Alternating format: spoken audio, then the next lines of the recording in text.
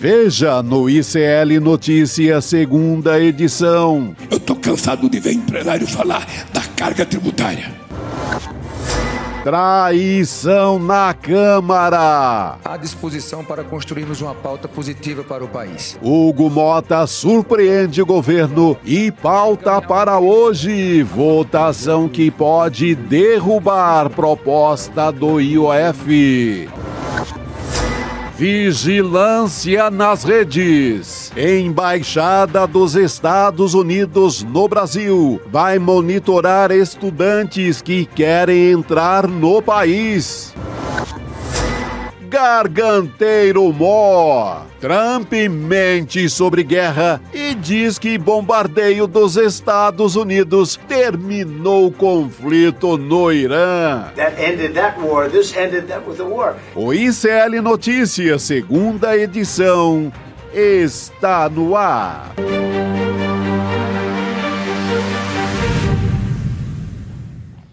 Olá, boa tarde. Seja muito bem-vindo, seja muito bem-vindo. O ICL Notícias, segunda edição, já está no ar. Estamos ao vivo nos canais do Instituto Conhecimento Liberta, Eduardo Moreira, no canal da Voz Trabalhadora no YouTube e também na Pop TV, você que nos assiste pelo Rio Grande do Sul.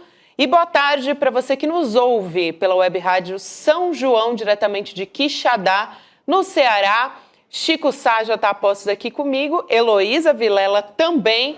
Nesse dia, primeiro, boa tarde, Elo, que está em Brasília e que tem muita notícia para contar para a gente, né, Elo? Porque os deputados estão reunidos no plenário da Câmara discutindo a derrubada do decreto do presidente Lula sobre o IOF. Exatamente, Gabi, boa tarde para você, para o Chico.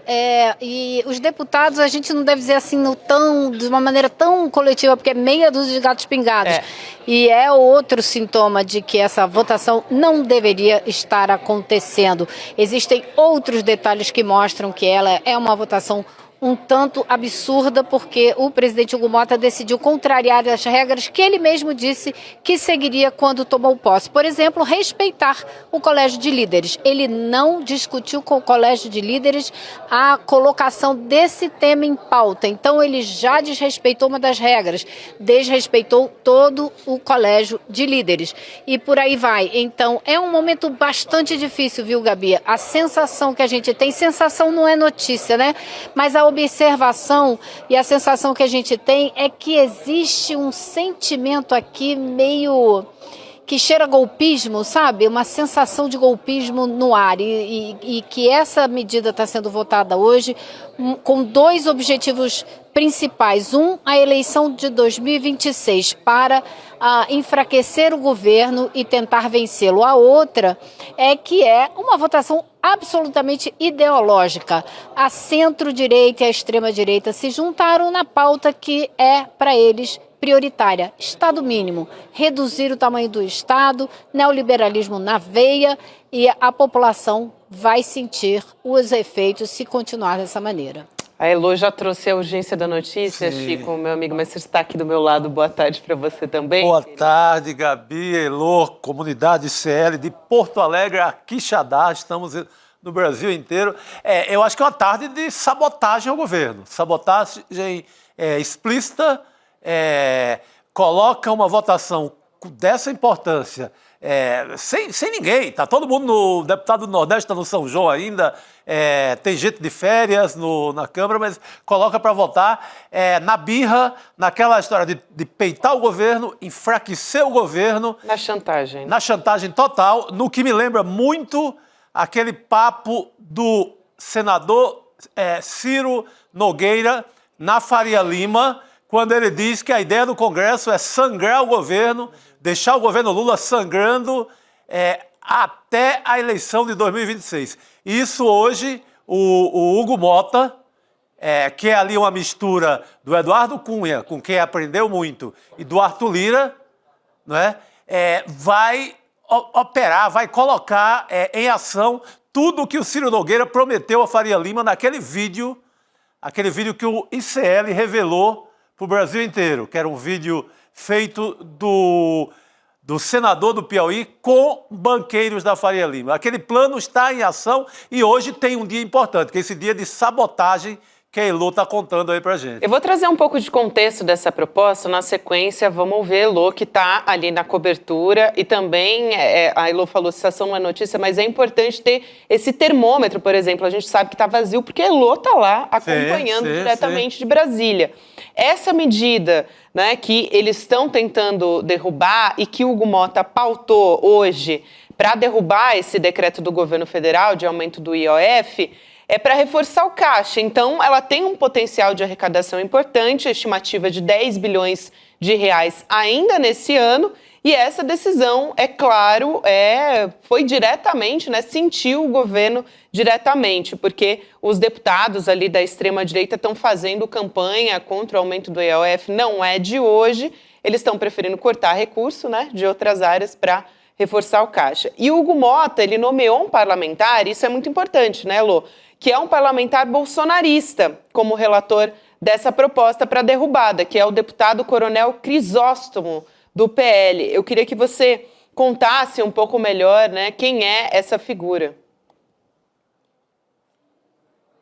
Olha, Gabriela, são duas coisas que a gente tem que destacar. Uma delas é a maneira como essa matéria entrou em pauta para votação. Foi ontem de noite, sem ninguém saber.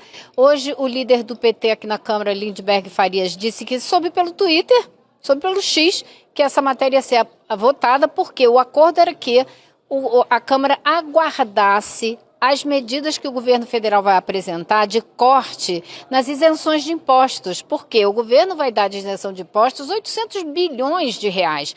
E essa retirada aqui vai forçar o governo a arrumar uma fonte para outros 12 bilhões.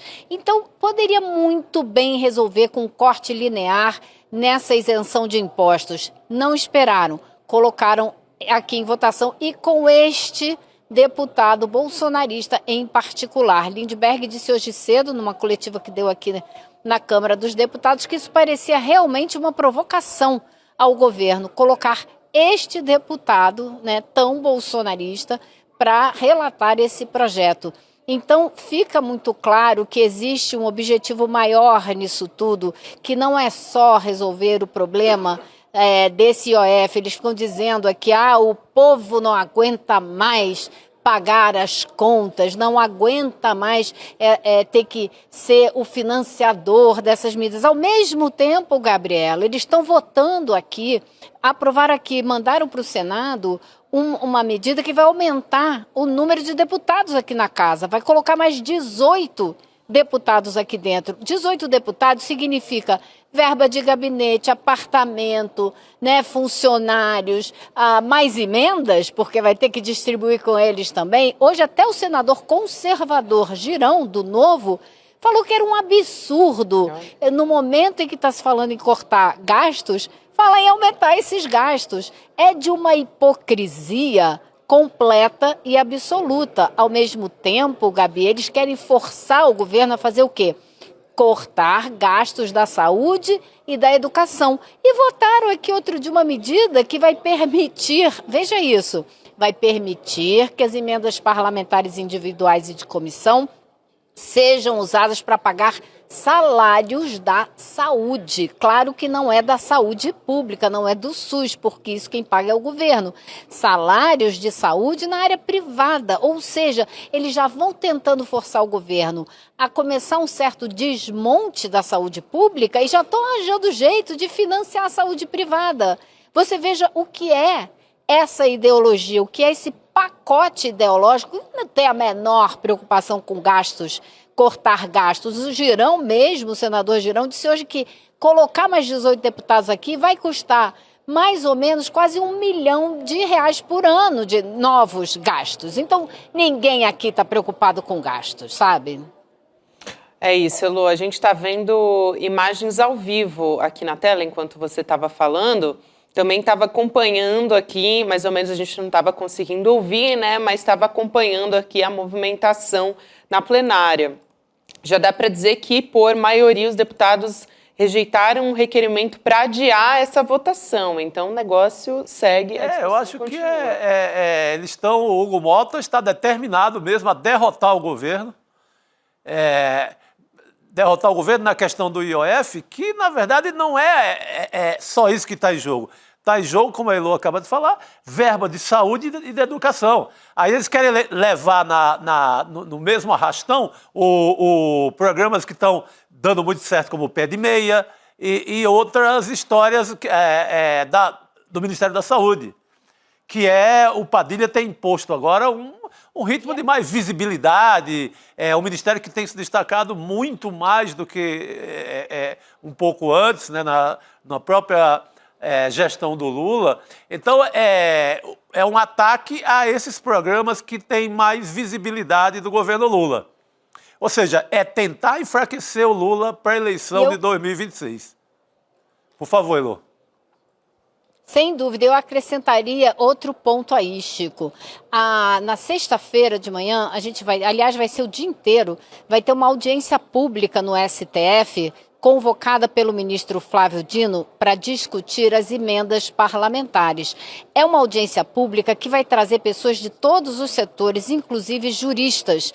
E hoje eu conversei com uma pessoa que vem em nome de vários juristas mostrar como esse processo das emendas contraria uma regra básica aprovada pelo povo brasileiro diretamente. Não foi aprovada pelos deputados constituintes que foram eleitos, não, foi plebiscito. O povo brasileiro disse que queria um sistema presidencialista e essas medidas, as emendas parlamentares, especialmente como estão agora gigantescas, tomando uma parte gigantesca do orçamento, elas fazem o quê? Dão um jeitinho para fazer um certo presidencialismo aqui no Congresso, para dar aos congressistas um poder que pelo sistema presidencialista eles não deveriam ter.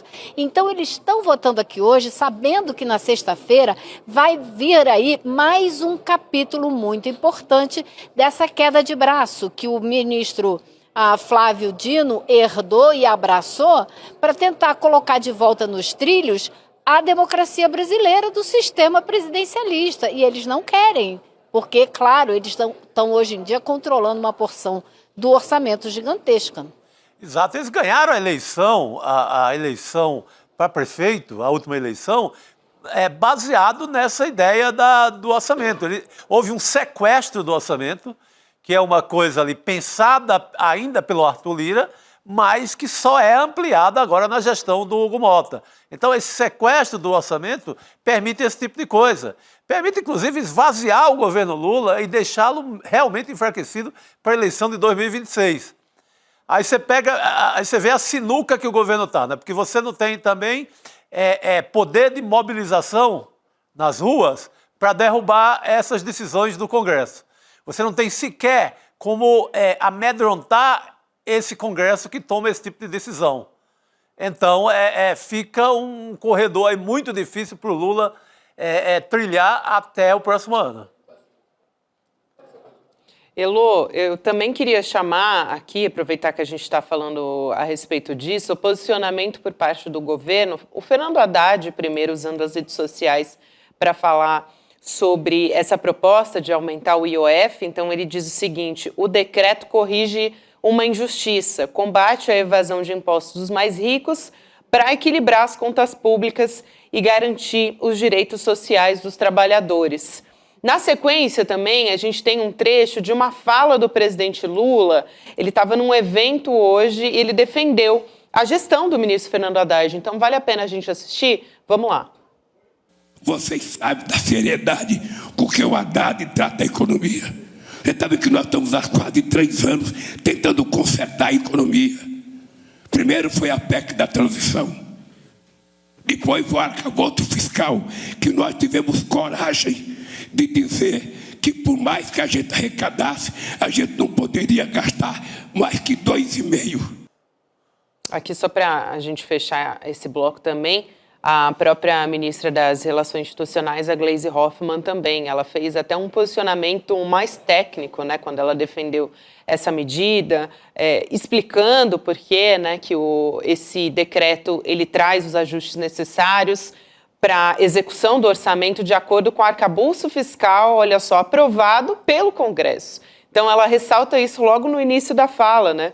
E ela diz também que nesse diálogo com o Congresso, o governo retirou ajustes que incidiram sobre outras operações. Aqui ela está falando dos cartões internacionais, né, que antes, em 2022, era maior e agora está fixado em 3,5, ou seja, é quase o dobro aqui que a gente está falando, né? E a derrubada dessa medida exigiria novos bloqueios e contingenciamentos, né, Lu?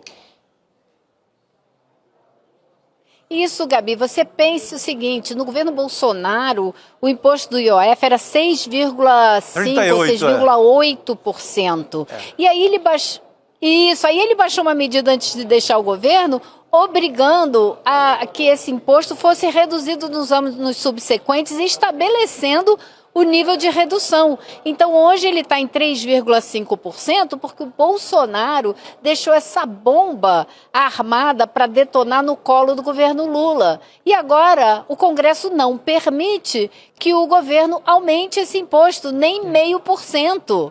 Ou seja, olha a hipocrisia, né? Olha o que é esse... Para mim isso é um golpe realmente para dificultar, eu não diria nem só o governo, não, é um golpe contra o povo brasileiro, porque dificulta ou quase impede o governo de fazer os programas que beneficiam a grande maioria do povo brasileiro.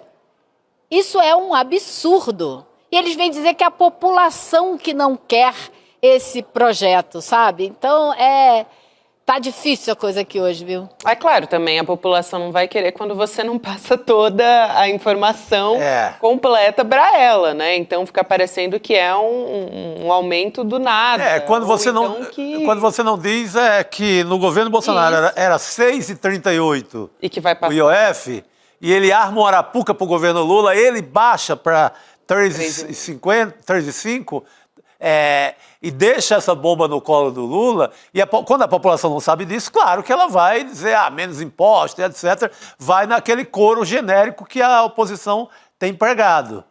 Mas é uma tarde pesada para o governo Lula. A Elô falou de cheiro de golpismo, a gente pode chamar de golpismo, de sabotagem, mas hoje é um marco, tem um marco, a partir de agora, a ideia de sangrar o governo é aberta.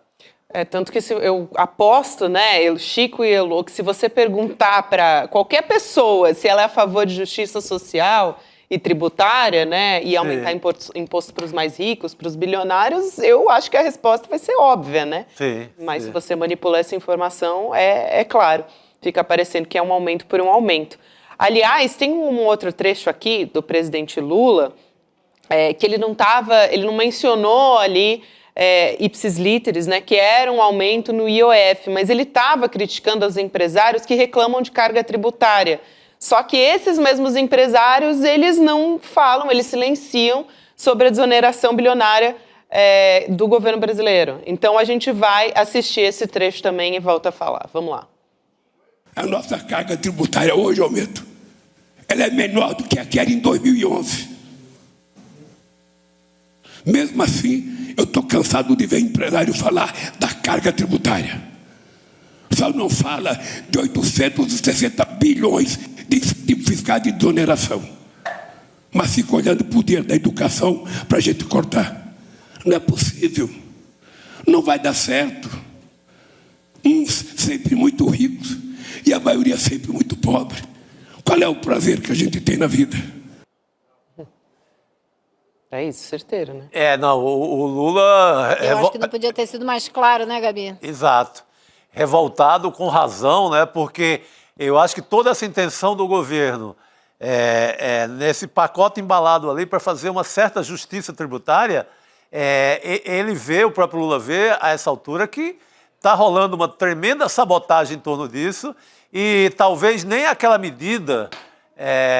da isenção para quem ganha até R$5.000, que é a principal proposta do Haddad, a principal ideia, a principal vitrine do governo para 2026, talvez nem isso seja posto em votação, né, Elô?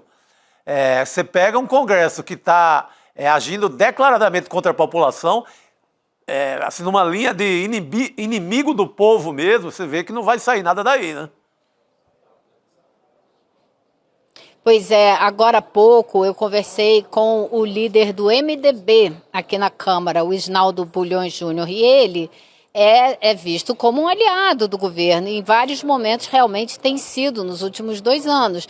Mas ele mesmo defendeu a derrubada dessa medida do IOF com essa falácia de que a população é contra, a sociedade já disse que não quer, mas jurou de pé junto que isso não vai contaminar as demais pautas do governo, como, por exemplo, essa que você acabou de mencionar, a isenção para quem ganha até 5 mil. Acontece, Chico, que como você vai dar isenção para quem ganha até 5 mil, se esse Congresso se recusa a cobrar qualquer coisa do andar de cima? Como você vai compensar a perda, né, dando essa isenção para quem ganha 5 mil? Se você não tirar lá do andar de cima, não tem como, essa conta não fecha. Então vai ser mais uma discussão em que a grande maioria aqui vai ser a favor da isenção, porque é uma medida que para quem vai concorrer à eleição em 2026 vai ser importante, ninguém vai querer botar, né, a cara em uma medida que vai contra isso, mas que na hora de resolver de onde vai vir o dinheiro, a gente vai ver um repeteco do que a gente está vendo aqui hoje. O poder da grana falando mais alto no Congresso Nacional, como sempre. O Eloy, me chamou muito a atenção também na coluna do Lauro Jardim, do Globo, porque ele entrevistou ali um parlamentar do Centrão a respeito dessa derrubada, né? E aí a frase é a seguinte: hoje o governo vai ficar de joelhos. Aqui a manchete na nossa tela, né, da coluna do Lauro Jardim, falando sobre essa votação na Câmara, né, suspendendo o decreto do governo de aumento do IOF. E, bom, fica claro exatamente o que você estava dizendo, né, Elo? É um golpe. É uma operação para isso. Esse deputado aí, ele resumiu. Você pode pegar também, eu volto à frase do Ciro Nogueira, que era do Congresso tentar uma operação para manter o governo Lula fraco até 2026. Ele até fala, derrubar ninguém consegue derrubar, porque ele não é a Dilma, é um governo um pouco mais forte. Então, mas vamos mantê-lo fraco até 2026 e ganhar a eleição, e tomar a eleição. Então, a ideia é essa e começa a ser posta em prática hoje à tarde em Brasília. O Hugo Mota, com aquela cara de sonso dele, que finge ali que vai colocar em votação algumas pautas do governo, está no comando dessa operação. Está colocando em prática tudo que aprendeu com Arthur Lira e com o outro mestre dele, que é o Eduardo Cunha. O Eduardo Cunha era mestre nesse tipo de sabotagem. De repente ele aprontava numa tarde, sem avisar os líderes, sem avisar ninguém, ele aprontava uma história muito semelhante ao que está acontecendo hoje à tarde em Brasília. Eu vou aqui chamar o nosso convidado, o senador Humberto Costa, do PT, agradecer pelo tempo, né, do senador, justamente num momento importante como esse de conseguir nos atender. Senador, boa tarde, muito obrigada, seja muito bem-vindo. Boa tarde, é um prazer poder estar com vocês do ICL. Senador, agora há pouco eu falava sobre a coluna do jornalista Lauro Jardim, que ouviu uma liderança, inclusive ele coloca, diz um líder destacado, entre parênteses, e bota destacado nisso do Centrão. É importante isso que ele coloca aqui. Hoje o governo vai ficar de joelhos. Eu queria saber como é que vocês estão se articulando, né? E como é que o governo também recebeu essa notícia sobre a derrubada do IOF no Congresso? Ou a tentativa, né, que ainda está em curso? O governo e todos nós recebemos com muita surpresa e preocupação. Essa proposta que alterou os valores de cobrança do IOF, elas são fundamentais para que o país cumpra o arcabouço fiscal, para que ele garanta o superávit que nós esperamos seja constituído já para 2025 e, como tal, para que atenda às demandas da população e atenda às demandas também de outros atores políticos e econômicos do país, como o próprio mercado. Todos sabem que se houver a rejeição desse decreto apresentado pelo governo, nós vamos ter falta de recursos para muitas coisas, especialmente para os programas sociais, especialmente para as obras do PAC, mas também para as chamadas emendas parlamentares. Há uma autorização que foi constituída em votações anteriores que permite ao governo fazer o bloqueio dos recursos também para as emendas parlamentares para se buscar uma saída. Bom, eu acredito também que o bom senso deve imperar. O governo apresentou uma medida provisória ao Congresso Nacional, que pode ser a substituta desse aumento do IOF e que, portanto, pode ser uma solução. Eu quero acreditar que ninguém vai, como se diz vulgarmente, colocar fogo no parquinho.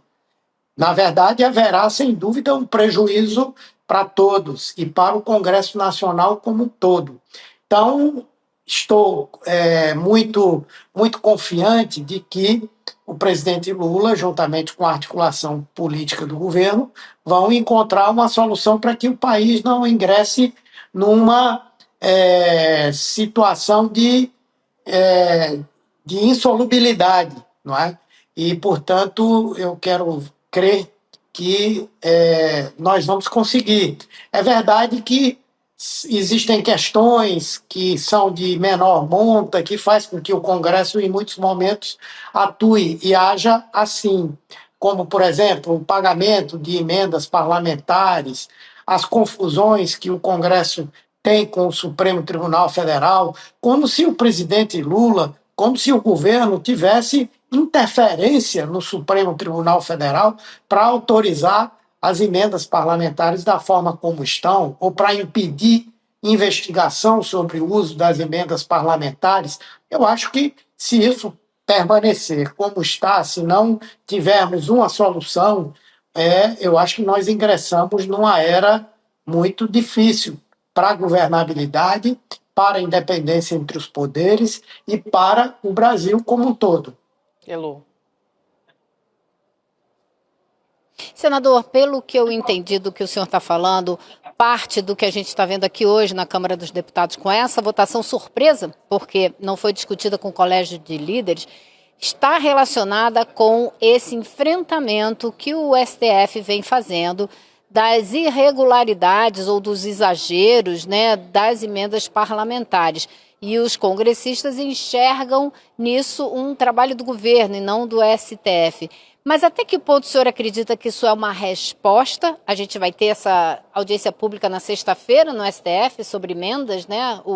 O STF está tentando trazer essa discussão mais para a sociedade como um todo. Então, até que ponto o senhor acha que isso é uma resposta a esse movimento do STF? Ou tem aqui também a oportunidade de pautar algo que é absolutamente ideológico, que é essa ideia de reduzir o tamanho do Estado, e dessa maneira enfraquecer o governo, já com vistas à eleição de 2026? Olha, eu acho que tem tudo, né? No meio disso tem de tudo. Existem aqueles que querem levar o Brasil a uma crise institucional, a uma insolvência financeira, não é? Porque tem um projeto que é o projeto da extrema-direita para o Brasil, um apoio do mercado. Isso existe, mas eu não posso afirmar que esse seja o sentimento de todos que estão seguindo essa orientação que está sendo dada para rejeitar esse decreto do IOF. Eu tenho que acreditar e acredito que tem muita gente que não está apostando nisso como uma política para colocar fim ao governo, né? Agora, naturalmente que há nesse meio também outros interesses, né? Existe gente que acha que o governo federal pode chegar para o ministro Flávio Dino e dizer: pare com a investigação sobre as coisas que estão sendo investigadas, ou pare de querer dizer que o orçamento tem que ser feito, as emendas parlamentares têm que ter transparência, tem que ter a garantia de quem apresentou aquela emenda. O governo não tem esse poder e o Congresso sabe que ele não tem, não é? E, obviamente, que existem outras questões aí, como eu falei, tem a preocupação com as emendas que não foram empenhadas, mas eu sou testemunha do esforço que o governo está fazendo para isso.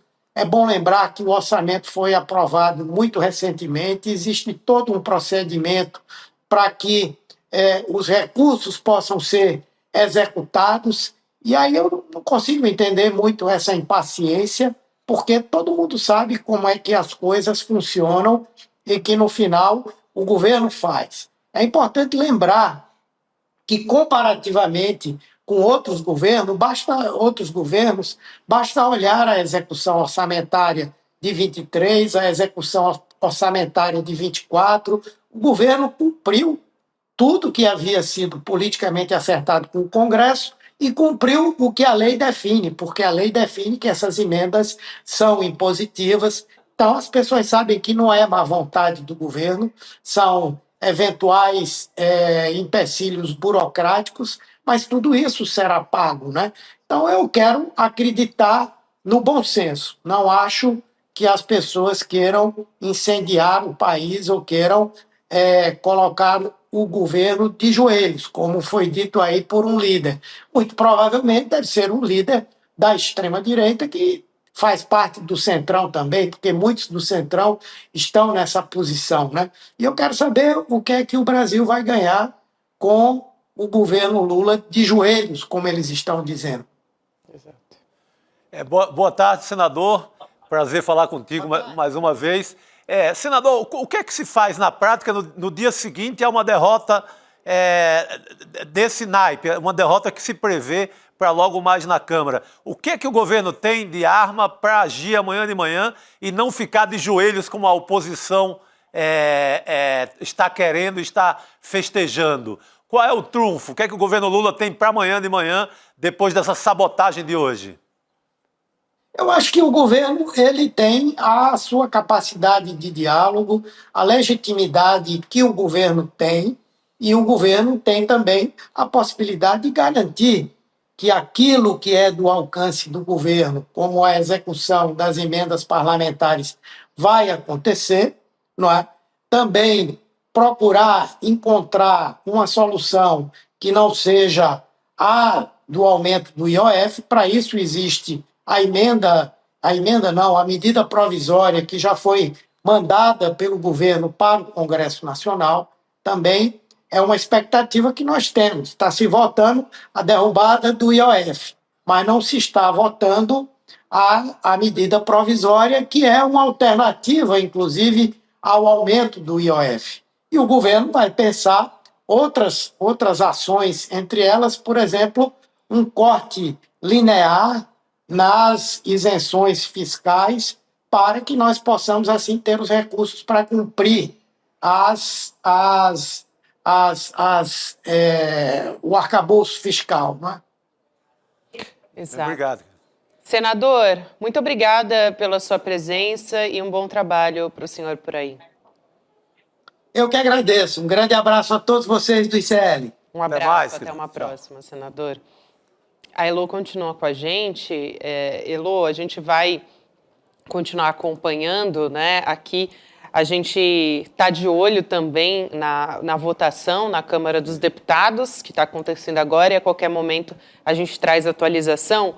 Mas tem uma outra história muito importante que a gente queria comentar aqui também a respeito de uma decisão do ministro Alexandre de Moraes, né? Agora há pouco determinou que a Polícia Federal ouça o Paulo Costa Bueno, que é um dos advogados do ex-presidente Bolsonaro, e também o ex-secretário de Comunicação, o Fábio Weingarten, muito próximo da família também. E aí esse pedido é pela investigação das mensagens que são atribuídas ao Mauro Cid, que é o delator, né? Teriam sido vazadas numa rede social. Na semana passada, o advogado que defende o coronel Marcelo Câmara, que é o Eduardo Kuntz, o Marcelo Câmara, só para lembrar, é ex-assessor do Bolsonaro, ele disse, o Marcelo Câmara, para o Supremo Tribunal Federal, que ele conversou com o Mauro Cid por uma conta no Instagram sobre a delação premiada dele, o que violaria sigilo, né, desse acordo, e o Cid ele negou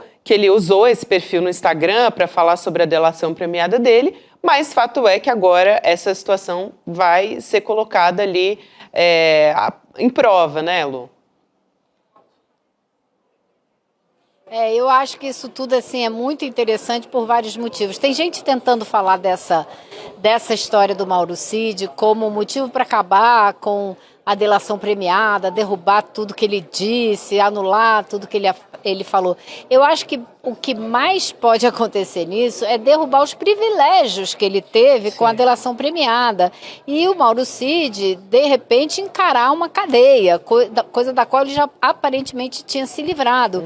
E acho que isso amplia o leque de pessoas implicadas também nessa trama toda, digamos, nesse grupo golpista, né? Porque agora você vai investigar e ouvir em 5 dias, o ministro deu prazo, né, para que sejam feitas essas oitivas, para esses advogados que estavam tentando também violar o acordo do Mauro Cid, estavam tentando ouvir coisas que eles não poderiam ouvir. Então isso vai ampliando o grupo de pessoas implicadas com essa organização criminosa, como é descrita no processo do STF, essa turma toda chefiada pelo Bolsonaro. Eu acho que esse pessoal devia ficar quieto, porque pode sobrar para muita gente desse jeito. Pois é, Lô, a gente também vai ficar de olho nessa história. Mais um desdobramento, né? Ontem teve a careação, hoje a gente tem essa determinação do Moraes. Então... mas está complicando para o Cid, né? Porque o que está ficando, assim, claro é que ele sofreu um bocado de assédio aí no meio do caminho. Todo mundo tentou...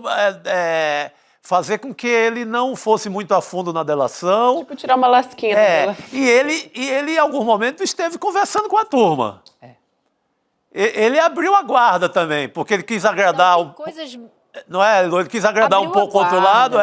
Claro. Eu acho que uma cadeia pode começar a resolver o problema, porque aí dá um aperto e, olha, qual é? Que delator é esse? Agora, a decisão do Moraes tem, assim, já indícios muito interessantes, né? Porque relata que, por exemplo, o advogado Eduardo Cantz, ele ligou para a filha do Mauro Cid, que tem apenas 14 anos, cujo telefone também já está na mão das autoridades, e falou para ela coisas assim, você já falou com a sua mãe, sugerindo que era para ela falar com a mãe dela, para eles marcarem um encontro, para eles conversarem. Aí depois também, achei curiosíssimo, ele fala para ela assim, você sabe, eu limpo o meu telefone toda semana, eu apago tudo toda semana. Como quem passa para ela uma dica para ela apagar tudo, para a conversa dele com ela não ficar lá gravada, sabe? Caramba. Então, assim, é muito bom, não deu muito certo. Essas oitivas não vão ser fracas, não. Não, bom mesmo não, eu gostei dessa... Agora, que feio, né? Ligar para uma menina de 14 anos, né? Tentando, com esse linguajar, com essa coisa pesada, né? Tentando resolver um BO dele, né? Pô, segura a onda, doutor. Elô, muito boa esse bastidor aí que você trouxe, né? Da decisão completa, que a gente não teve aqui acesso a ela completa, né, antes de conversar com você a respeito disso, mas a Elô tá lá antenadíssima, já trouxe pra gente também, já dá um pouquinho mais, traz um molho ali dessa decisão. Não, esse telefonema já é demais, né? Muito, muito curioso, como disse a Elô. Obrigada por hoje, querida. Até a próxima. Bom trabalho por aí, aliás, né, que ainda vai, Falou, pessoal. vai longe. Boa noite, Elô. Tchau. Vai longe. Obrigada, boa noite. O Rodrigo Viana tá chegando aqui para conversar com a gente também. A Elô disse que o trabalho lá vai longe e a gente, claro, traz qualquer atualização, porque a Elô Vilela está de olho em tudo dentro da Câmara dos Deputados. Pois é, eu acompanhei aqui atentamente a conversa de vocês com Humberto Costa, o senador. Muita gente no nosso chat, no chat aqui do ICL, dizendo que está na hora do Lula denunciar, fazer a guerra ideológica, denunciar que o Congresso tenta inviabilizar o governo dele, etc. Mas quando a gente olha o Humberto Costa, o tom em que o Humberto Costa falou, um dos senadores mais próximos ali do Lula, um cara que já foi ministro do Lula nos primeiros governos, a gente vê que o modo de atuação do PT, do campo majoritário do PT e do governo, é um modo de negociação, continua sendo. Porque o Humberto Costa diz, estou muito preocupado, mas não sei se é todo mundo que quer inviabilizar o governo, tem uma parte que está tentando outras coisas. Mesmo com essa frase bastante forte dessa liderança do Centrão que a gente Exato, trouxe, vocês trouxeram a frase, eu acho que é o Ciro Nogueira. Eu acho que essa frase... Mas é claro, quando eu falei, você leu a manchete, eu já dei na... além de ser grande fonte lá do jornal, ele que fala esse tipo de frase, é o mesmo que falou, vamos deixar Lula sangrando. Exato. Então, o Lula sangrando, é isso que nós estamos vendo hoje. É aquela operação lá da Faria Lima. É aquela operação, você falou bem, eu vi aqui na abertura. O Chico Sá trouxe isso. É aquela conversa. Se a gente tiver, é até interessante, você coloca um pouquinho do Ciro Nogueira no ar. Aliás, porque foi um conteúdo exclusivo, o ICL foi o primeiro a trazer essa conversa que rodou. É o Ciro Nogueira conversando com a turma da Faria Lima, num auditório ali, e dizendo que ia ajudá-los a não pagar imposto e que, ao mesmo tempo, ele fazia aquela avaliação, o governo Lula vai sangrar. Ele até falou, não podemos deixar que ele sangre demais, senão ele se inviabiliza demais. Porque qual que é o cálculo do Ciro Nogueira e dessa turma do Centrão? Tem que sangrar o Lula, mas se sangrar demais, o Bolsonaro fala, então deixa comigo, deixa com o meu filho. O Lula fraco, pode ir, o Eduardo pode ganhar dele. Então, é uma operação complexa, falta combinar com os russos, como diria o Mané Garrincha, mas a gente está observando essa operação acontecer agora. E o Lula o que pode fazer? Era isso que eu queria só completar o bom trabalho, o ótimo trabalho de vocês, da Elo ali, entrevistando o senador Humberto Costa. O Lula pode denunciar esta operação. Vocês acham que o Lula vai fazer esse confronto? O governo é um governo preparado para conversa, para negociação, para tudo. Eu acho que sim. Tem um limite, né? Eu acho que, assim, tá chegando no limite. Tem que mudar a chave, mas a fala do Humberto Costa de hoje mostra que ainda não mudou a chave. Mas você pega duas falas de hoje, pega a fala do líder, do Lindenberg Faria, num tom mais alto. Mas a fala do Lula, ela indica uma conta, uma matemática óbvia que... Olha, até que ponto eu posso elevar minha voz se eu só tenho 100 deputados? Porque é isso mesmo, eu ia falar isso. A turma fica falando, o Lula tem que confrontar. Ele só tem 100, talvez chegue a 130. Ele não tem nem o número de deputados para evitar impeachment, gente. Não tem para nada. Porque a fala do Lindbergh, só para contextualizar, é aquela que ele diz que soa como uma provocação colocar um relator bolsonarista. Exato, Gabi, porque o Hugo Mota poderia ter colocado em votação esse projeto com um relator mais no meio do caminho. Centrão, do MDB, do PSD. Ou um cara que entendesse de economia, não é o caso do Coronel. Ele quis botar, o bolsonarista mesmo, para quase que pisar em cima do governo. Pronto. O Coronel entende de tortura, não de número de orçamento, sabe? Talvez ele torture os números também, como dizia o Delfim Neto. Mas é uma operação escancarada e eu acho que vocês trouxeram aqui as 3 hipóteses, né? Uma, proteger os ricos, porque é uma forma dos ricos não pagarem imposto, porque os ricos é que bancam os mandatos do Centrão. Então, proteger os ricos da Faria Lima, os amigos do Ciro Nogueira. Segunda operação, enfraquecer o Lula, para que o Lula chegue mais fraco em 2026 e tenha chance uma candidatura aí do Centrão diretamente. Eles não fiquem a reboque nem do Lula, nem do Bolsonaro, que seja a candidatura deles. E o terceiro ponto, as emendas parlamentares. E eu acho que é nesse ponto que o Humberto Costa está se pegando. Ele deve olhar e falar, bom, tem lá os 100 votos do PL que querem inviabilizar o governo.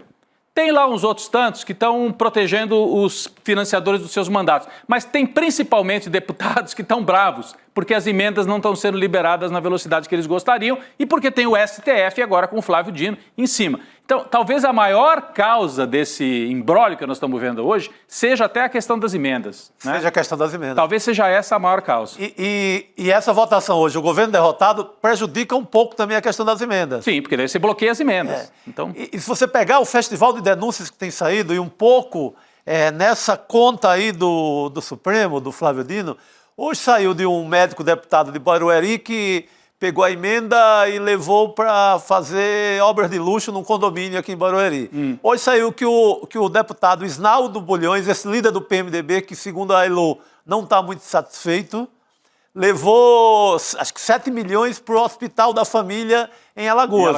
Tem saído ali um festival de denúncias nessa linha de que as emendas não estão sendo bem utilizadas. Então acho que essa confluência toda gerou nessa tarde de sabotagem hoje no Congresso. Perigosíssima para o governo Lula, Gabi. É isso, a gente traz atualização daqui a pouco a respeito disso. Vi aqui que agora está falando o Lindbergh Farias, o deputado que, aliás, é líder da federação, né? E também do PT.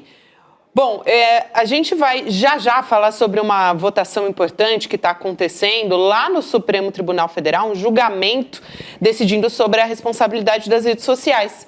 Mas antes, eu queria lembrar vocês, a gente estava falando aqui sobre justiça, por exemplo, social, né? Tributária. E tributária, exatamente, Rodrigo.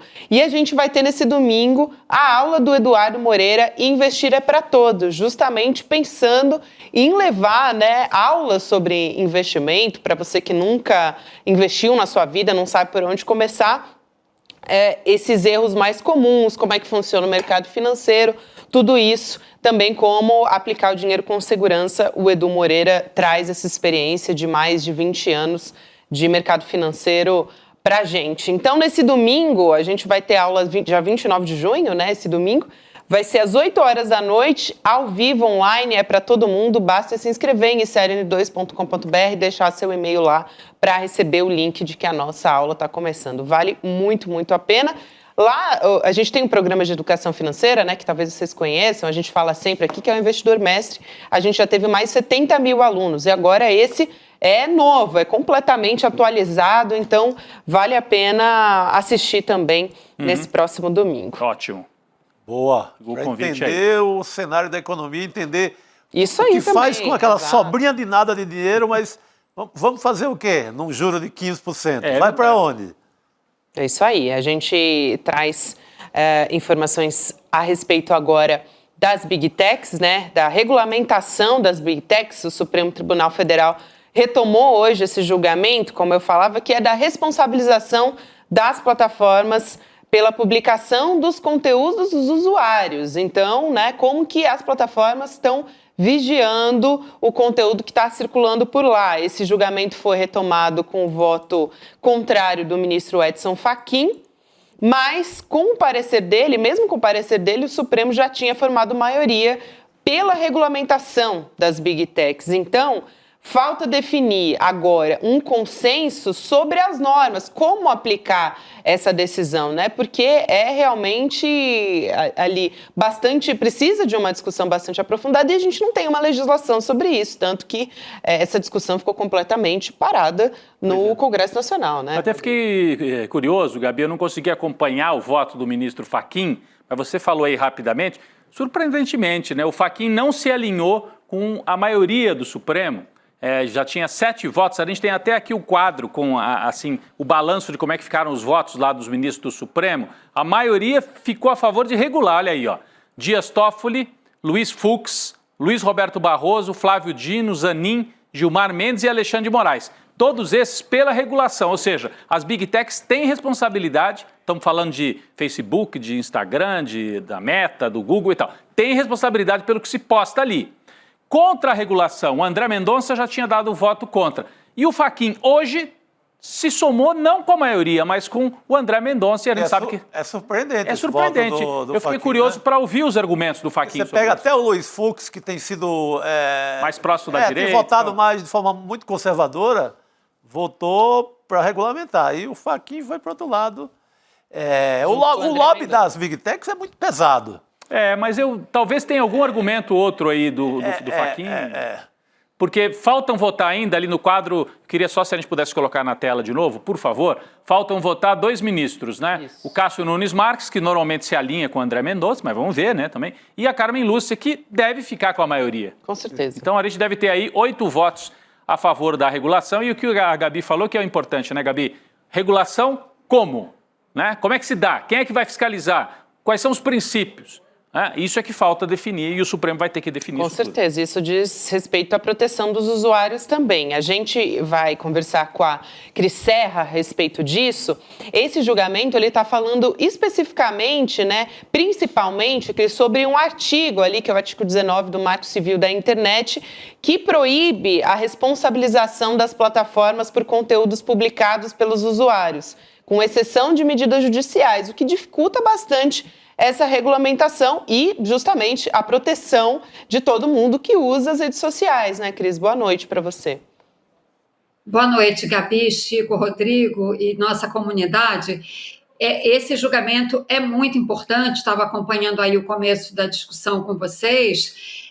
Agora, eu acho que eu tendo a compreender o voto do Fachin, porque eu acho que ele traz argumentos bastante razoáveis. O que ele está falando, no voto dele, o que ele diz, ele não é contra a regulação das redes sociais ou das plataformas digitais de uma maneira geral, mas ele faz uma modulação. Ele diz que a regulação, inclusive ele usa uma expressão, que a regulação deve ser estrutural e sistêmica, mas essa regulação, do ponto de vista dele, deve ser feita pelo Congresso e não pelo Judiciário. E, do meu ponto de vista, ele está correto, eu concordo com ele. É um papel do Legislativo, papel ao qual o Legislativo renunciou lá atrás, naquele projeto das fake news, né, no PL das fake news, e tem renunciado até agora, inclusive com toda a ampliação tecnológica que a gente vê hoje com a inteligência artificial. De fato, nós ainda estamos vivendo no Brasil, em matéria de plataformas digitais, nós ainda estamos vivendo na terra de ninguém. E isso, de fato, não pode continuar.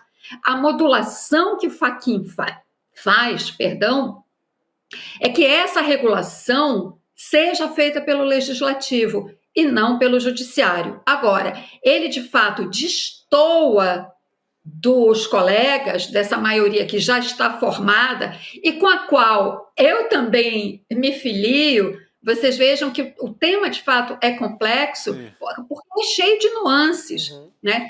Ele destoa porque ele acha, e aí ele concordou com André Mendonça, até onde eu entendi o voto dele, que as plataformas só podem ser responsabilizadas por algum conteúdo impróprio, por exemplo, discurso de ódio, racismo, etc., as plataformas só podem ser responsabilizadas se forem acionadas pelo Judiciário e não cumprirem a determinação do Judiciário para a retirada daquele conteúdo. Agora, quanto à questão... Então, voltando, nisso, ele discordou dos colegas, porque ele, na visão dele, devem prevalecer os direitos fundamentais, a liberdade de expressão, etc. Né? Então, essa é uma divergência dele em relação aos colegas. Agora, ele não discorda que deva haver regulação, apenas ele acha que essa regulação deve ser feita pelo Congresso e não pelo Judiciário. Então, o voto dele tem nuances, tem modulações que estabelecem diferenças com votos já apresentados pelos outros colegas, né? De fato, é uma questão complexa e, justamente por isso, ela tem que ser enfrentada pelo Legislativo. O Judiciário, não é papel do Judiciário formular uma proposta de regulação. Não é. O que ele tem que dizer é se o artigo 19 do Marco Civil da Internet é constitucional ou não. E a maioria já disse que não é, né, que as plataformas têm que ser responsabilizadas pelo conteúdo que elas permitem que seja transmitido. De fato, elas precisam ser responsabilizadas. Essa terra de ninguém precisa acabar. Esse é o ponto, né? É um voto muito filosófico, né? Que abstrai a ideia de morar no Brasil, por exemplo, porque de ter um congresso com Arthur Lira, com Hugo Mota, que não vai votar nunca. No mundo do Rousseau, no mundo de Rousseau seria muito bonito o voto dele. Agora, no mundo do Arthur Lira e do Hugo Mota, talvez... Perfeito. Pô, até a União Europeia viu que mesmo na civilizada Europa teria que fazer isso e fez. Mas lá, Chico, na Europa, como na Austrália, são os legisladores que fazem isso. Essa é uma questão que a gente tem que... O Judiciário não pode absorver outros poderes. É uma questão muito delicada. A gente está no fio da navalha quando discute esse assunto de fato, né? Por isso que a gente tem que entender também os argumentos, me parece. A diferença é que a gente não tem um Congresso que não vai votar nunca. Parece que não. Agora, eu achei muito bom que a Cris tenha trazido a informação para a gente. É interessante esse ponto de vista. Eu estava aqui no fechamento do ICL urgente, depois acompanhando mais com o olho no Congresso hoje do que no Supremo, e não tinha entendido o conteúdo. E a Cris Serra cumpriu o papel também da repórter, de acompanhar e narrar aqui para a gente o que foi o voto do Fachin. É um voto que acaba tendo sentido parecido com o do André Mendonça, mas com conteúdo totalmente diferente. Importante a gente trazer informação. Isso aí. Rodrigo, esse é o ponto. Não dá para a gente equiparar o voto do Fachin ao do André Mendonça. É verdade. Eles até têm, digamos assim, pontos de interseção, digamos assim, eles se tocam, eles têm pontos de contato, mas por motivos completamente diferentes. Perfeito. Eu sempre gosto de trazer o exemplo de copyright, né, de como as plataformas derrubam muito facilmente qualquer vídeo ou, enfim, conteúdo de uma música de alguém, né, que não tem os direitos autorais. É um segundo. Agora, um conteúdo, por exemplo, né, de racismo, ou enfim, a gente tem que denunciar, passar por todo um processo e às vezes não é derrubado. E aí está esse ponto, né, de que muitas vezes tem que entrar com uma medida judicial para conseguir. E tem coisas que são muito óbvias, né? Mas no mundo capitalista, assim, da selvageria capitalista, o direito à propriedade está acima do direito, de qualquer direito humano, né? Pois é. Isso a gente via no século XIX, alguns senhores de escravos aqui no Brasil defendiam o direito de ter escravo em nome do direito da propriedade. Como que ousam impedir que eu tenha acesso a uma propriedade minha? Então, eu estou fazendo um paralelo um pouco exagerado, mas nesse sentido que a Gabi diz, né? Quer dizer, para proteger a propriedade privada, a propriedade intelectual de uma obra, é rapidinho. As redes sociais são rápidas. Para proteger comunidades inteiras que são atingidas por postagens racistas ou golpistas, etc., aí não, aí é complicado, a gente não sabe bem como é que vai agir, etc, etc. É isso que você está dizendo, né, Gabi? Nesse sentido, né? É isso. É um debate. E só para completar aqui, só para deixar também a minha posição bem clara, porque eu acho, sim, que as plataformas têm que ser responsabilizadas pelo conteúdo que elas publicam ou republicam, enfim, até porque todos os meios de comunicação, né, aqui no Brasil têm essa responsabilidade, né? Seja televisão, rádio, sejamos nós aqui no universo digital da comunicação, a gente não sai postando discurso de ódio, estímulo a crime, apologia à tortura, apologia a feminicídio, a racismo e tudo mais. Então, se nós temos esse cuidado, elas têm a obrigação de ter, e aliás, muito mais, porque o alcance delas é infinitamente maior, né? Então, sim, elas têm que ter essa obrigação. É isso.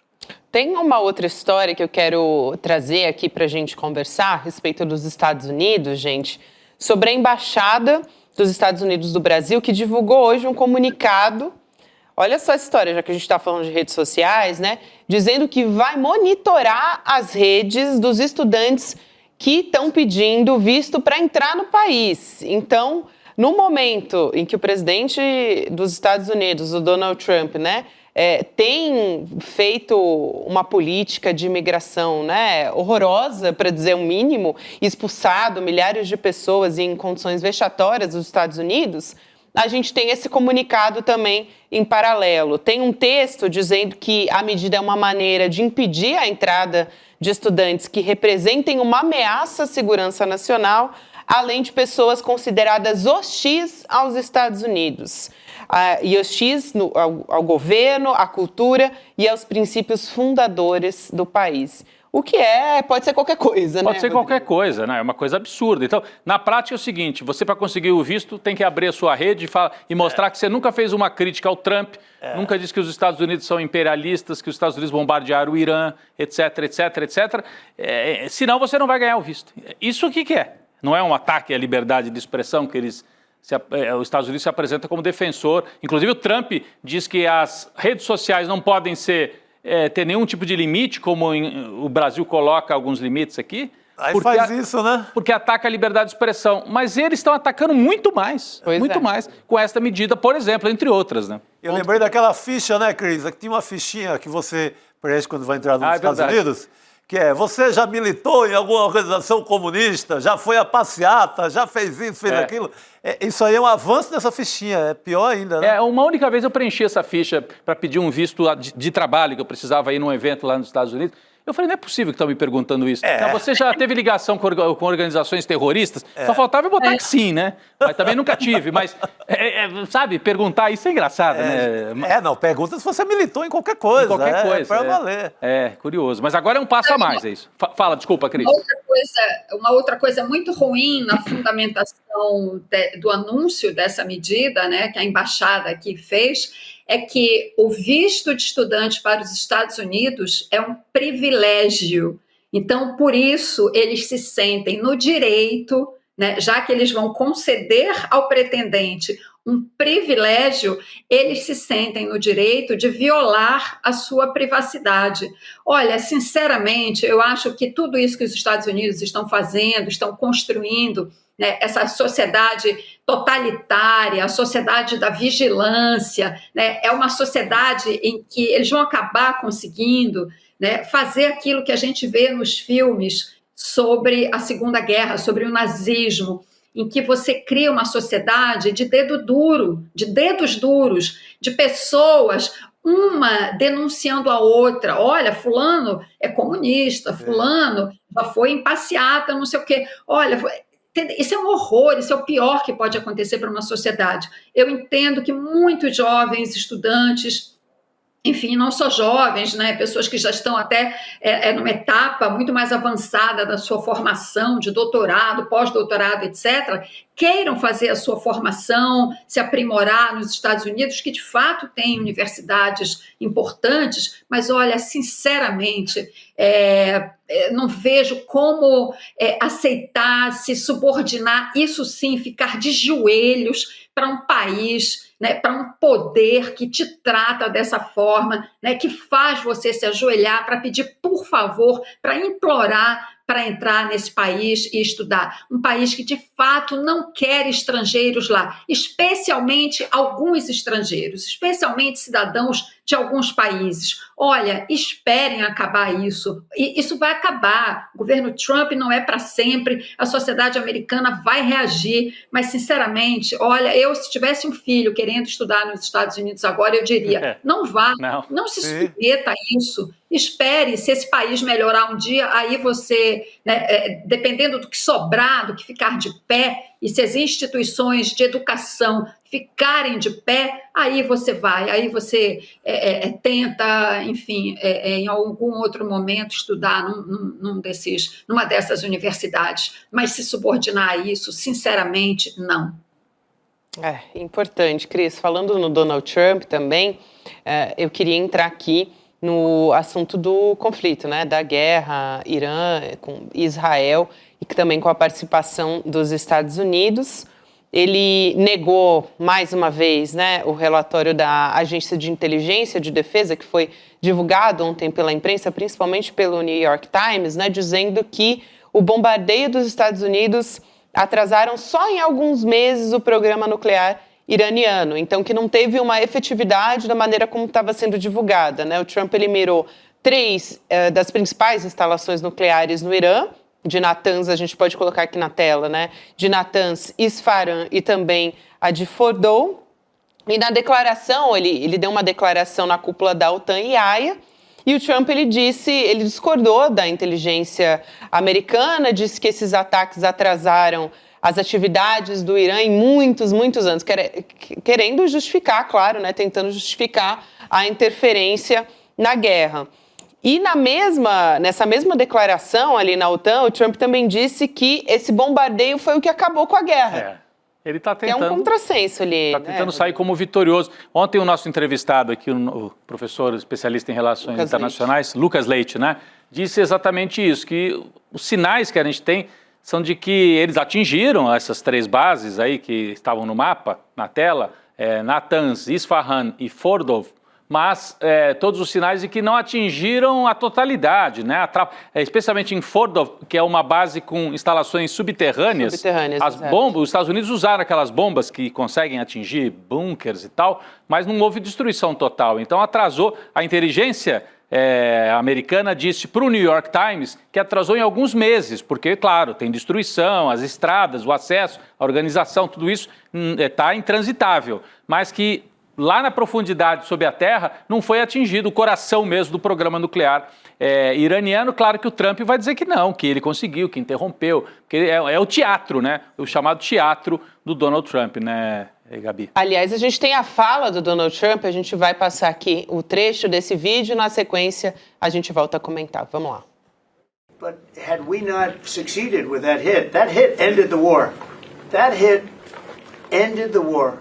I don't want to use an example of Hiroshima. I don't want to use an example of Nagasaki. But that was essentially the same thing. That ended that war. This ended that with the war. If we didn't take that out, they'd be fighting right now. Meu Deus, ele comparou com Hiroshima e Nagasaki. Diz que não vou usar, mas usa. Não quero usar e usando, né? Cris. Olha, gente, eu estava lendo um negócio, pode parecer anedótico, mas faz sentido, porque o Trump é um personagem tão bizarro, né, tão bizarro, tão narcisista, que faz sentido. Vocês lembram que o Obama ganhou o Prêmio Nobel da Paz em 2009, e o argumento da academia sueca, que concede o Nobel da Paz, é que o Obama, que estava praticamente recém-eleito, né, ele tinha sido eleito em 2008, estava no primeiro ano de governo ainda, que ele merecia o prêmio por todos os esforços que ele estava fazendo em prol do multilateralismo e em prol do desarmamento nuclear. E que a academia via aquilo como um esforço que merecia ser destacado, né, porque era um exemplo muito importante para o mundo, o presidente dos Estados Unidos fazer esse tipo de esforço. Lembrando que o Obama sucede ao Bush filho, que invadiu o Iraque, né, num movimento assim, de total esvaziamento da ONU. Aliás, eu costumo dizer que a ONU começou a ser esvaziada como instituição multilateral lá atrás, na invasão ao Iraque, quando os Estados Unidos decidem, com o apoio apenas do Reino Unido, entre as grandes potências, né, do Conselho de Segurança da ONU, apenas o Reino Unido concordou com a invasão, né? O Conselho de Segurança não aprovou, lembrando, e o Bush disse: dane-se, né? Dane-se o Conselho de Segurança, eu vou invadir. E invadiu. Então, ele jogou no lixo o multilateralismo. Por isso, o esforço do Obama foi reconhecido pela academia. Enfim, a matéria que eu disse que eu estava lendo é que o Trump tem uma obsessão em ganhar o Prêmio Nobel da Paz. Tem. A matéria dizia que ele é obcecado com o Obama, em superar os feitos do Obama, e que uma das obsessões dele é ganhar o Nobel da Paz. Por isso isso, segundo a matéria, isso explicaria por que ele se mete toda hora, Ucrânia, Rússia, Israel, Irã, e diz: acabou nessa tentativa assim, desesperada de conseguir interromper, de fato, parar, conter um conflito e sair como eu sou o cara que fez a paz. Aliás, o Paquistão, ele disse que ia sugerir o nome do Trump, né? O Paquistão? Exatamente, já retirou, né? Já voltou atrás, inclusive. Porque condenou os ataques que vieram depois, justamente. Isso, exatamente. Agora, uma outra coisa, muito rapidamente, uma outra coisa muito comum dos Estados Unidos, nesse tipo de contexto de ação, quando ele bota o seu poder militar em campo, claro, é contar vantagem, né? Fizemos isso, aquilo, fomos lá, arrebentamos, destruímos, etc. Lembrem que na caçada ao Bin Laden, que atravessou vários governos, né? Teve um momento, o Bush fez muito isso, nossa, usou e abusou disso. Vivia dizendo: conseguimos bombardear, destruímos o esconderijo do Bin Laden. Isso só foi acontecer, eles só pegaram o Bin Laden muito depois, aliás, com o próprio Obama, naquela ação, né, muito absurda também de invadir o espaço aéreo de outro país, enfim, para capturar o Obama. Isso é outra história. Mas, enfim, então eles viviam dizendo, lembra que o Bin Laden se escondia naquelas cavernas de Tora Bora? Eles viviam iam bombardeando e não pegaram o Bin Laden. Só foram pegar o Bin Laden escondido numa casa lá em Abbottabad, muito tempo depois. Então, essa guerra de informação e contra-informação, né, de aumentar seus feitos, todos os governos norte-americanos fazem isso, mas sempre algum funcionário, a história mostra que sempre tem algum funcionário, né, consciente, digamos assim, que vaza esses papéis para a imprensa justamente para dizer, olha, não é isso aí é só propaganda de guerra. Né? A realidade é essa. Então, a realidade é que o programa nuclear do Irã, no máximo, foi atrasado em alguns meses e não décadas, como disse o Trump. Ô, Gabi, eu estou impressionado com a memória da Cris Serra, o nome das cavernas. Lugares, não, o nome das cavernas lá onde o Bin Laden estava escondido. Esqueci, Rodrigo. E também o nome da cidade onde ele depois acabou sendo capturado, no Afeganistão, não é isso? Que memória. Isso eu sabia, não é isso? É Afeganistão. Não, Abbottabad é no Paquistão. No Paquistão, né? tá vendo? Nem isso eu sei. Eu acho o personagem Bin Laden, como eu era correspondente nos Estados Unidos na época da invasão ao Iraque, e logo Marcou após muito, o 11 de setembro, eu estudei muito, eu li muito sobre o Bin Laden e sobre a família, sobre a história dele. É um baita personagem mesmo. Eu acho ele um grande personagem da história. Não estou dizendo que ele é bom, não é isso. Não, que ele fez interessante. Assim. Interessante. Mas ele é um personagem, de fato, como personagem fascinante. E tudo que sai sobre ele, eu leio as séries que tem na Netflix sobre ele. Sei de tudo, Rodrigo. Eu sou fascinada pelo personagem. É isso. Muito bom. Aliás, Cris, falando em Gaza, né, a gente tem o genocídio que continua aqui essa semana, rapidamente, que a gente vai ter que seguir aqui, mas é importante a gente trazer essa informação, né, de que o Escritório de Direitos Humanos da ONU acusou o governo de Israel de usar comida como arma depois de matar mais de 410 palestinos. Isso a gente está falando de um episódio específico, né, que eles estavam buscando ajuda humanitária. Enfim, a gente tem falado sobre o genocídio aqui. Ontem mesmo a gente falou com a Elo Vilela, também conversei com o professor Reginaldo Nasser, como saiu um estudo de Harvard agora, mostrando que, na verdade, o número é muito maior do que esses 50, 55 mil mortos, né? Porque tem uma contagem ali dos soterrados que não está nessa... Está subavaliada, né? Exatamente. Então, Cris, eu vou te pedir para ser bastante sucinta, porque a gente vai precisar avançar por aqui, mas acho que não tem como a gente não falar a respeito disso, né? Não, com certeza. Esse massacre em Gaza, usando a fome como arma, é uma coisa inominável. Só lamento que isso já é perceptível há muito tempo. Só agora a Agência de Direitos Humanos da ONU se pronunciou. Antes tarde do que nunca, né, gente? Mas demorou muito. Mas isso a gente comentou já aqui algumas vezes. É uma coisa inominável você matar pessoas, né? Obrigá-las a fazer uma escolha. Ou elas morrem de fome, ou elas correm o risco de morrer abatidas a tiros quando vão tentar buscar comida. Isso aí, como eu já disse e repito aqui, é um crime de lesa humanidade. Isso não pode jamais prescrever, nunca em lugar algum. Em algum momento, eu quero crer que alguma instituição conseguirá julgar Israel por esse crime, que eu digo, não tem nome, é tão horroroso que eu não consigo achar uma palavra que diga o que é esse crime. Não tem como mesmo. Cris, obrigada por hoje, é sempre um prazer ter você junto com a gente. Um beijo e até a próxima. Obrigado, Cris. Até a próxima. Boa noite. Aqui a gente vai chamar a Laura Sabino para conversar com a gente. Para quem estava no N1 hoje de manhã, ela veio e agora vem conversar com a gente também. Aqui no N2, Laura, bem-vinda. Obrigada, pessoal. Que honra estar aqui com vocês. Obrigado. A honra é nossa. É isso, a honra é nossa. A gente estava comentando essa semana sobre o enfraquecimento. Foi uma pauta muito discutida, né, aqui no N2, o enfraquecimento da direita, principalmente da extrema-direita. Esse assunto que a gente vai puxar aqui nessa conversa com a Laura, porque na semana passada o Bolsonaro lhe deu os primeiros sinais, vamos dizer assim. Teve pesquisa que saiu, né? E o Bolsonaro, ele sinalizou, fez um aceno ali para o Tarcísio de Freitas, querendo dizer, tudo bem, pode ser que talvez a gente, né, ele apoie o Tarcísio em 2026. Depende, né, gente, de como é que vai como é que o mar vai estar, né, até lá. Porque tem pesquisa mostrando a Michelle Bolsonaro também forte, né? É isso. E aí ele falou sobre isso num evento, né, do agro, no interior de São Paulo. O Tarcísio estava lá também. Os pecuaristas, a gente teve uma matéria que saiu na Folha que os pecuaristas estavam dizendo, lógico, que o candidato era o Tarcísio e que está na hora do Bolsonaro meio que reconhecer que a hora dele já passou, porque ele está inelegível.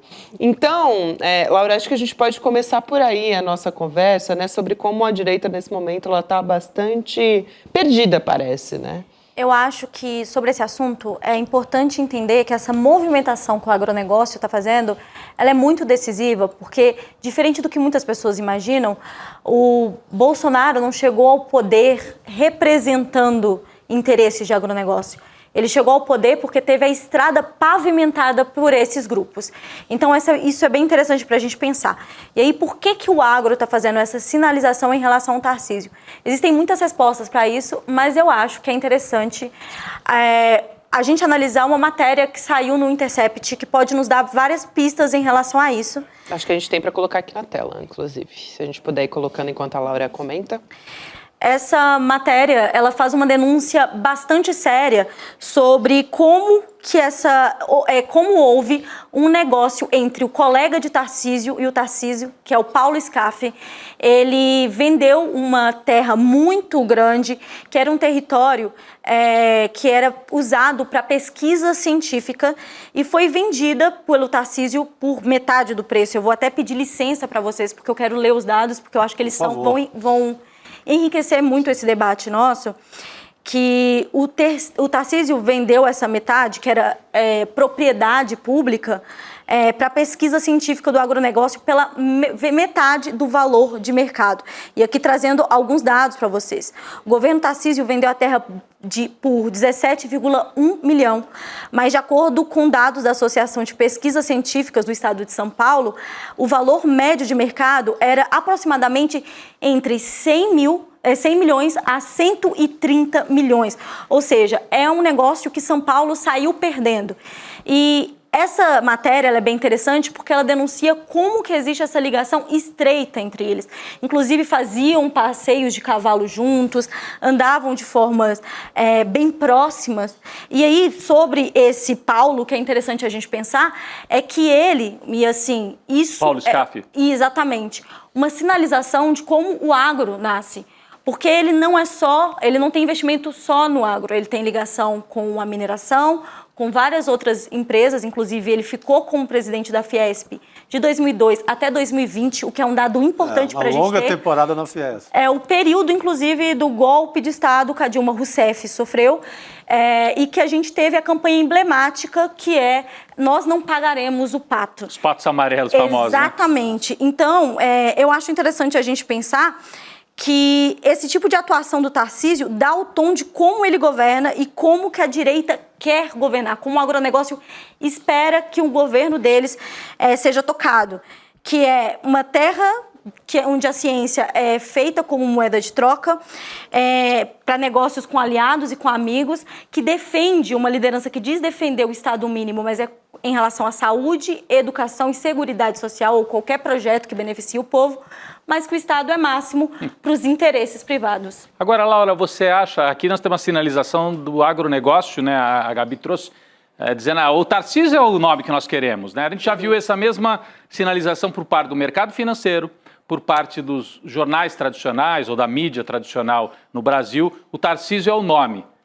Mas você acha que o bolsonarismo vai abrir, hoje, assim, analisando o quadro, o bolsonarismo vai abrir as portas, assim? Parece mais um desejo da elite financeira, empresarial ou do agronegócio no Brasil do que um jogo jogado no campo da extrema-direita, porque me parece que o Bolsonaro está resistindo a isso, né? Peraí, o Tarcísio tem que passar por mim. Então, é um jogo um pouco mais complexo, né? É super complexo, mas eu quero que a gente entenda aqui como um processo histórico. Uhum. Quando a gente fala que a direita tem uma força popular que não necessariamente abre mão, É importante a gente pensar que essa força ela foi conquistada. Ela foi conquistada por meio de muita propaganda, de horários e horários da mídia tradicional atacando o governo do PT.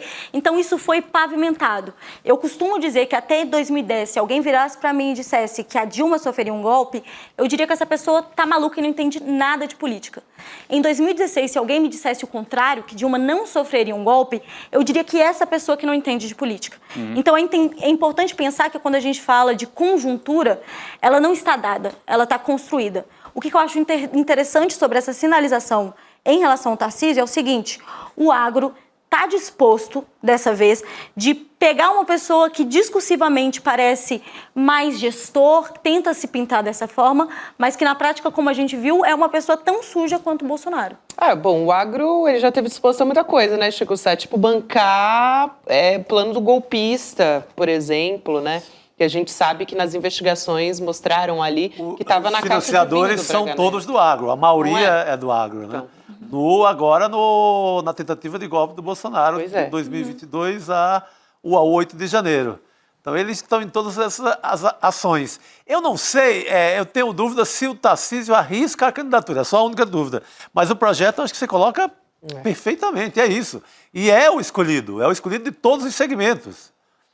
Você falou dos jornais, do sistema financeiro, o agro, claro, é a força maior dessa candidatura. É a maior bancada. É a maior bancada. Falta o Bolsonaro dizer, tá bom, pode ser o Tarcísio. Falta combinar piscou para ele, né? Piscou, mas hoje já saíram algumas notas de que a família Bolsonaro prefere, no quadro que está dado, como tanto o Michele quanto o Eduardo Bolsonaro podem se viabilizar, para que Tarcísio, se nós podemos ir direto com o nome da família? Rodrigo, desculpa, eu vou ter que interromper, porque a gente tem uma informação que acabou de sair, que realmente a Câmara dos Deputados derrubou o projeto do IOF. Tem tudo a ver com isso que nós estamos falando. É a mesma coisa. Operação Tarcísio. 353 votos a favor e 102 contra. 102 contra. A bancada do governo são esses 100 votos. É o tamanho do governo, né? É o tamanho da bancada. Muita gente diz, o Lula tem que ir para o confronto. Ele tem 100 votos na Câmara.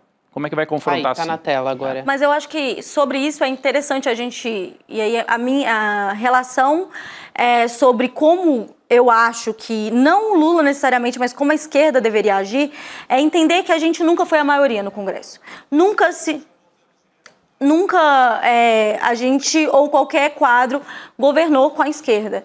Então, é importante também que o movimento social participe dessa correlação de forças, entendendo que seu papel não é só votar de 2 em 2 anos, e sim participar de um processo mais amplo como cidadão, indo para as ruas a favor do governo, das pautas que pra gente são muito caras e importantes. Aliás, o Lindbergh Farias, no voto dele, o nosso aqui, editor André Alzeda, ele estava acompanhando esse voto. Rodrigo, lembra que a gente falava do Lindbergh, ele está sendo um pouco mais incisivo nas falas dele?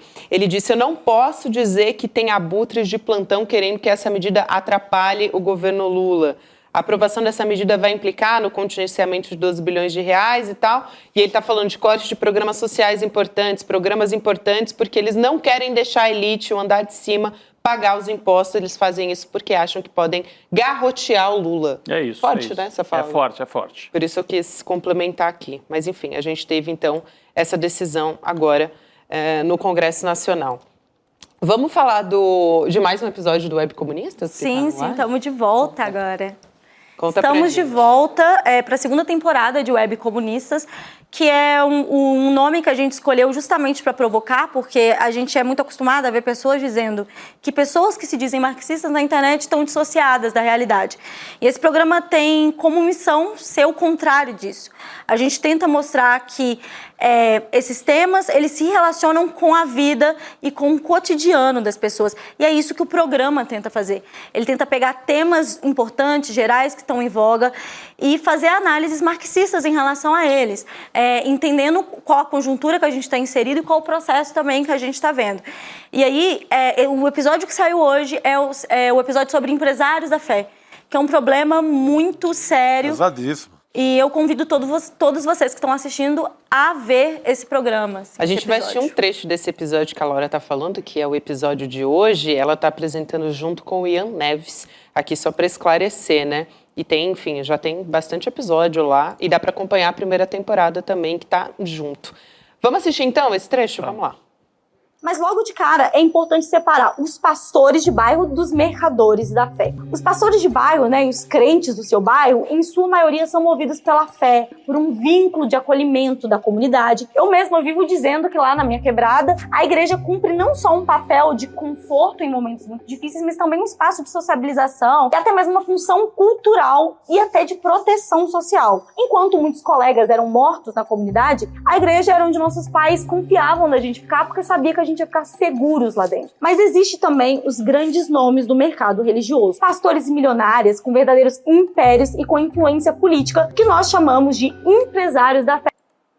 Então, esse é só um gostinho, assim. Um aperitivo. E é uma boa observação, né, do pequeno pastor lá de sua igrejinha que faz um trabalho social, que segura muita coisa ali segura a onda de muita história na periferia. Que né? parece, às vezes, uma garagem, às vezes, né? Tem aquele aspecto de garagem e tudo.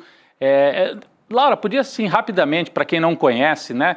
Você e o Ian têm formação de historiadores, não é? Então, colocar as coisas sempre nessa perspectiva da história, eu acho interessante. Para quem ainda não conhece, né, ir lá acompanhar o programa que está acontecendo aqui no ICL, é a segunda temporada, um pouquinho desse perfil de vocês, né? O que vocês pretendem com esses programas? A gente vê ali que é uma linguagem bem rápida, bem moderna, interessante, diferente do que a gente faz. O Rodrigo está falando porque ele é historiador também. Também é historiador. Então, é muito interessante isso, porque a gente cresceu com redes sociais. Então, eu e o Ian, a gente tem a preocupação e a gente entende que hoje o WhatsApp é o panfleto, a gente brinca muito assim, é o panfleto na porta do operário hoje em dia, é a internet, é as redes sociais. E essa linguagem mais parecida com, por exemplo, o TikTok, mais divertida, uma desconstrução, inclusive, do que é o formato jornalístico clássico, é justamente porque a gente entende que aproxima os dois públicos, né? A primeira temporada deu muito certo com esse formato. E a gente busca historicizar, que é isso, de colocar qualquer processo que a gente vive dentro de um contexto histórico, de uma conjuntura, e fazer uma análise de acordo com a luta de classes, assim. Então, a gente pega esses temas que estão em alta, esses temas que fazem parte do cotidiano brasileiro, e consegue traduzir isso e também explicar isso de uma forma marxista. Então, é esse o objetivo do programa. Interessante, porque o formato é moderno, é ágil e tal, mas tem esse background, né, para usar uma palavra em inglês, mas enfim, tem essa ideia de colocar o contexto, a luta de classes e um pouco de reflexão marxista, né, que não é tão comum a gente ver na internet. Legal. É isso. O Ricardo Gouveia, que é o nosso editor-chefe, ele está chamando o programa dele que é o Precisamos Encerrar. Precisamos encerrar. Mas antes disso, antes de me despedir da Laura também, eu queria chamar para o programa que vem na sequência do professor Lindener Pareto, que é o Provocação Histórica, que vai ser com a Alessandra Sampaio, Como Salvar a Amazônia. Ela é ativista ambiental e ela é viúva do Dom Phillips. E foi um programa, eu conversava com o Lindener aqui no privado, ele disse que é um programa, assim, que está realmente muito emocionante, né? O Dom que é um dos assassinados, né, naquele crime terrível na Amazônia. Um crime terrível que a gente teve e que se perpetua, né? Imagina só como a vida dessa mulher, né, até hoje, carregando toda essa história e esse ativismo com ela. Muito também. Bom, importante. A gente acompanha a partir de agora. Laura, é um prazer ter você aqui com a gente. Eu que agradeço vocês. Obrigado, querida. Uma honra estar aqui com vocês mais uma vez. E é isso, pessoal. Assistam o programa. E estava assistindo vocês ali, maravilhosos como sempre. Gratidão por me receberem. Muito Parabéns. bem. Web Comunistas, pela segunda temporada. Tá aí nos canais, né? Por favor, vamos ver. Dá para acessar o icl.com.br/webcomunistas para conferir a segunda temporada e a primeira também. Valeu. Bom, Rodrigo, Laura, Chico, vamos nessa? Então? Vamos nessa. Boa noite. Por favor, boa noite. Obrigado, valeu. Boa noite, pessoal. Não me importa se você tem 40, 50, 60, 70 anos. Sempre o melhor dia para você começar a investir corretamente é hoje. As besteiras que você já fez, sinto muito, passaram. Mas a partir de hoje você pode aprender o que é certo a se fazer e investir com segurança e consistência para mudar daqui para frente. Que é a única coisa que a gente pode mudar. No dia 29 de junho, domingo, às 8 horas da noite, eu vou dar uma aula que você não pode perder. Investir é para todos. Em 1 hora eu vou ensinar tudo o que você precisa saber.